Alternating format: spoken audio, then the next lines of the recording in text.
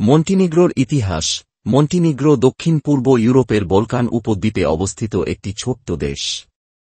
দেশটির ভৌগোলিক অবস্থান পাহাড়ি অঞ্চল ও সমুদ্রতীরবর্তী সমভূমির সমন্বয়ে গঠিত, যা প্রাকৃতিক সৌন্দর্যের জন্য সুপরিচিত।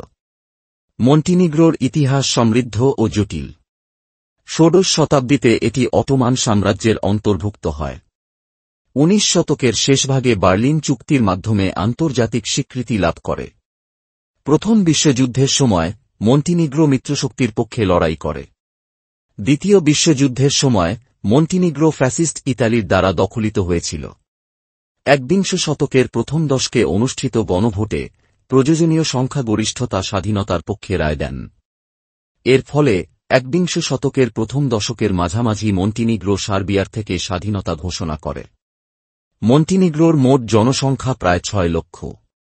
রাষ্ট্রীয় ধর্ম নেই, এটি একটি ধর্মনিরপেক্ষ রাষ্ট্র।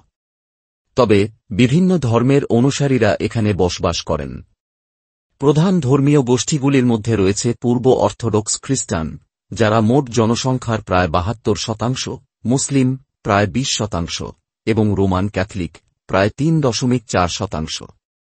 এছাড়াও অন্যান্য ধর্মের অনুসারীরাও রয়েছে।